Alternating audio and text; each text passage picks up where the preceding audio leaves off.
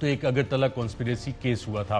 پاکستان کی inter services intelligence, Pakistan navy کی intelligence, Pakistan air force کی انٹیلیجنس، ان سب نے پریزیڈنٹ جنرل ایوب خان کو رپورٹس دی تھی کہ شیخ مجیب الرحمان ایک کانسپریسی میں انوالوڈ ہیں.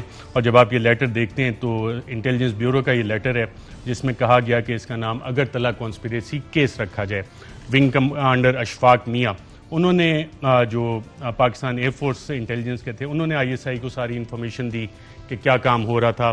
پھر اس وقت باقاعدہ طور پہ rear admiral vice admiral A R Khan انہوں نے یہ بتایا کہ 29 لوگ گرفتار کر لیے گئے ہیں، لیکن کچھ لوگ کہہ رہے ہیں کہ جناب یہ تو ایک سیاسی ایشو ہے اور اس کو پولیٹیکل پرپسز کے لیے اس کو they are attempting to give this matter a political colour.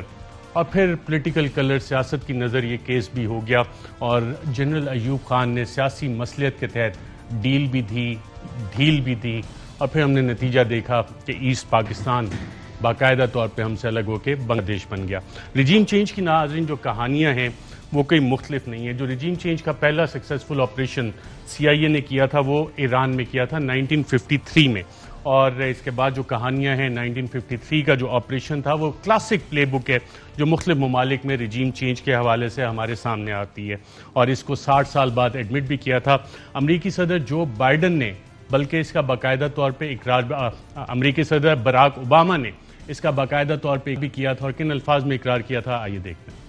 In the middle of the Cold War, the United States played a role in the overthrow of a democratically elected Iranian government. جی ناظرین، 60 سال بعد امریکہ نے باقاعدہ اس کا اقرار کیا کہ ہم نے democratically elected government prime minister مصدق کی اس کو برخاست کیا تھا. پھر برازیل میں کو ہوا، اس حوالے سے بھی ڈی کلاسیفائڈ ڈاکومنٹ ہے. انڈونیشیا، 72 ممالک میں رجیم چینج کی کہانی سیکنڈ ورلڈ وار میں، اور پلے بک آپ کو تقریباً ایک جیسی ہی ان تمام ممالک میں نظر آتی ہے. اب سوال یہ ہے کہ پاکستان میں اگر یہ معاملات ہو رہے ہیں تو خطے کے بعد دیگر ممالک دیگر جو ریجنل پاورز ہیں وہ اس کو کیسے دیکھ رہی ہیں. آج رشین فارن منسٹری کا بھی اس حوالے سے ایک ریئیکشن آیا، چائنیز ریئیکشن بھی ہمارے سامنے، ریئیکشن بھی ہمارے سامنے، مختلف ممالک کے ریئیکشنز اس پہ کیا ہیں آئیے دیکھتے ہیں. امریکہ کی جانب سے پاکستان کو دھمکی آمیز خط لکھنے پر روسی وزارت خارجہ کا شدید رد عمل بھی سامنے آ گیا. روسی وزارت خارجہ کی ترجمان نے کہا ہے کہ امریکہ نے عمران خان کا دورہ روس منسوخ کرنے کے لیے دباؤ ڈالا. ترجمان روسی دفتر خارجہ کا کہنا ہے کہ وزیر اعظم کی جانب سے دورہ روس کا اعلان کیے جانے کے بعد امریکہ اور اس کے مغربی اتحادیوں نے وزیر اعظم عمران خان پر دباؤ ڈالا کہ وہ یہ دورہ منسوخ کریں. عمران خان نے امریکی دباؤ کو یکسر مسترد کر دیا. ترجمان روسی دفتر خارجہ کا کہنا ہے کہ اس کے بعد امریکی U S assistant secretary of state Donald Lu نے واشنگٹن میں موجود پاکستانی سفیر کو بلا کر کہا کہ اس دورے کو فوری طور پر ختم کیا جائے، مگر اس مطالبے کو مسترد کر دیا گیا. ترجمان روسی دفتر خارجہ کا کہنا تھا کہ امریکہ نے بات نہ ماننے پر عمران خان کو سزا دینے کا فیصلہ کیا. روسی وزارت خارجہ کے ترجمان کے مطابق اس کے بعد عمران خان کی جماعت کے لوگ اچانک اپوزیشن کے ساتھ مل گئے اور اس کے بعد قومی اسمبلی میں تحریک عدم اعتماد پیش کر دی گئی. روسی دفتر خارجہ کا کہنا ہے کہ یہ سب اس بات کا واضح ثبوت ہے کہ امریکہ اس ساری سازش میں ملوث ہے. روسی دفتر خارجہ نے کہا کہ اپنے مفادات کے لیے امریکہ نے بے شرمی کے ساتھ ایک آزاد ملک کے اندرونی معاملات میں مداخلت کی. روسی دفتر خارجہ کی ترجمان نے کہا کہ ہم امید کرتے ہیں کہ جب پاکستانی ووٹرز الیکشن میں ووٹ ڈالنے جائیں گے تو وہ اس سازش سے آگاہ ہوں گے. چینی اسسٹنٹ منسٹر برائے خارجہ امور نے کہا کہ پاکستان کے وزیر خارجہ شاہ محمود قریشی کے ساتھ ملاقات کے دوران چینی وزیر خارجہ وانگ زی نے اس بات کا اعادہ کیا کہ چین پاکستان کے ساتھ طویل مدتی بنیادوں پر اور اسٹریٹجک سطح پر استوار ہونے والے تعلقات کو مزید مضبوط کرے گا. چینی وزیر خارجہ وانگ زی نے کہا کہ ہمیشہ کی طرح چین پاکستان کو اپنی سالمیت، وقار اور سرحدوں کے دفاع کرنے میں مدد فراہم کرے گا. چینی وزیر خارجہ وانگ زی کا یہ بھی کہنا تھا کہ سرد جنگ کے دور کی سوچ کو دوبارہ پروان نہیں چڑھنے دیں گے. ان کا کہنا تھا کہ ایشیائی ممالک کے درمیان محاذ آرائی والی کیفیت کو نہ دہرایا جائے. چینی وزیر خارجہ نے کہا کہ چھوٹے اور درمیانے ممالک اب سرد جنگ کا ہتھیار نہیں بنیں گے. چینی وزیر خارجہ وانگ زی نے کہا کہ گریٹ پاور گیم میں چھوٹے ممالک نشانہ بھی نہیں بنیں گے. ایرانی وزارت خارجہ کے ترجمان سید خطیب زادے نے رد عمل دیتے ہوئے کہا کہ پاکستان کے معاملات اور مستقبل کا فیصلہ پاکستان کے لوگ ہی کر سکتے ہیں اور ایسے فیصلے کسی بیرونی مداخلت کے بغیر ہی کیے جانے چاہیے.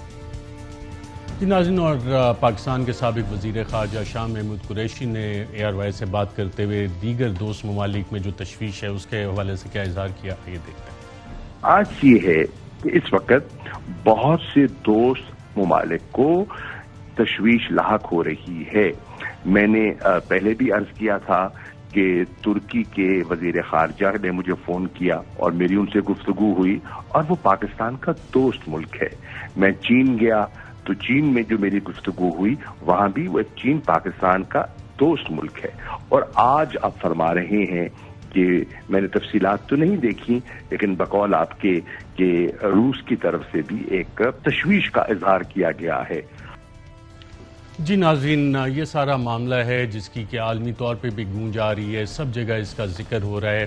ریجیم چینج کے کانٹیکس میں اس کو انٹرنیشنلی دیکھا جا رہا ہے. پاکستان میں کیا معاملات ہیں، اس کے آئینی، قانونی، سیاسی معاملات، اس حوالے سے بات کرنے کے لیے ہمارے ساتھ اسلام آباد اسٹوڈیوز میں موجود ہیں علی بخاری صاحب، سینئر ایڈوکیٹ ہیں سپریم کورٹ آف پاکستان کے. ان کے ساتھ تشریف فرمائے شاہ خاور صاحب، سینئر ایڈوکیٹ ہیں سپریم کورٹ کے. دونوں قانونی ماہرین ہمارے ساتھ موجود ہیں. بہت شکریہ آپ دونوں کا پروگرام میں جوائن کرنے کے لیے. علی بخاری صاحب، وہ بات جس کا سارے فسانے میں ذکر نہیں، وہ کون سی بات ہے جو کہ فاؤنڈیشن بنا، ڈپٹی اسپیکر نے vote of no confidence reject کی، وہ ذکر ابھی تک کیا ہیئرنگ میں آیا ہے؟ کسی پارٹی نے کہا ہے کہ جی یہ مین مدعا ہے جس سے کہ کام آگے چلے گا؟ ارشد بھائی، thank you very much for inviting me today in the programme. The issue ابھی تو آپ کو پتا ہے کہ سارے پاکستان کو پتا ہے، وہ تو ایک لیٹر ہے جو کہ ایک آفیشیل ڈاکومنٹ ہے. How come that letter was an official document? کیونکہ وہ فارن منسٹری نے، آپ کے ایمبیسیڈر نے اس کو اکنالج کیا ہوا، اور اس کے بعد اس کو باقاعدہ ٹیبل کیا گیا. آپ کا کونسل کو بلایا گیا، جو ہماری سیکورٹی کونسل تھی اس کو بلا کے اس کے ساتھ ڈسکس کر کے منٹ آف میٹنگس بنائے گئے.